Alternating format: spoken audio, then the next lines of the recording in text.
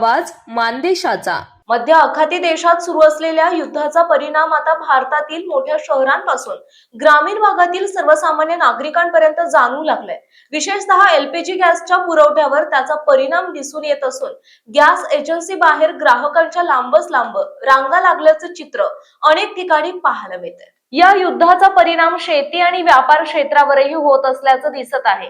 भारतातून आखाती देशांकडे जाणारा शेतमाल आणि फळे बंदरांवर अडकून पडल्याने शेतकरी चिंतेत आहेत। तसेच मोठ्या हॉटेल्स आणि उद्योगांमध्ये वापरल्या जाणाऱ्या व्यावसायिक एलपीजी सिलेंडरचा पुरवठा कमी झाल्याने अनेक हॉटेल व्यावसायिक अडचणीत आलेत। काही ठिकाणी तर हॉटेल बाहेर चुलीवरचे जेवण मिळेल असे फलक लावण्याची वेळ व्यावसायिकांवर आली।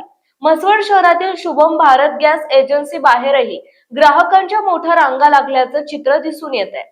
मात्र अद्याप कोणत्याही ग्राहकाला सिलेंडर मिळाला नाही असं घडलं नसल्याने ग्राहकांमध्ये काही प्रमाणात समाधान व्यक्त केले जात आहे। दरम्यान घरपोच गॅस सिलेंडर वितरण तात्पुरते थांबवण्यात आल्याची माहिती समोर येत असून गैरप्रकार टाळण्यासाठी एजन्सी प्रशासनाने हा निर्णय घेतल्याचं समजते। दरम्यान गॅस वितरणाबाबत कंपन्यांनी काही नवीन अटी लागू केल्याने ग्राहकांचा गोंधळ वाढला। पूर्वी सिलेंडर मिळवण्यासाठी 21 दिवसांची अट होती, ती आता शहरी भागासाठी 26 दिवसांची तर ग्रामीण भागासाठी 45 दिवसांची करण्यात आली। तसेच प्रत्येक ग्राहकासाठी केवायसी अनिवार्य करण्यात आली असून वर्षाला 12 सिलेंडरची मर्यादाही लागू आहे। या पार्श्वभूमीवर जिल्हाधिकारी संतोष पाटील यांनी पुढाकार घेत जिल्ह्यातील सर्व गॅस एजन्सींना योग्य सूचना दिल्या असून त्यानुसार गॅस पुरवठा सुरू असल्याची माहिती एजन्सीच्या सूत्रांकडून देण्यात आली आहे। मानसोफर न्यूज प्रतिनिधी महेश कांबळे, म्हसवड।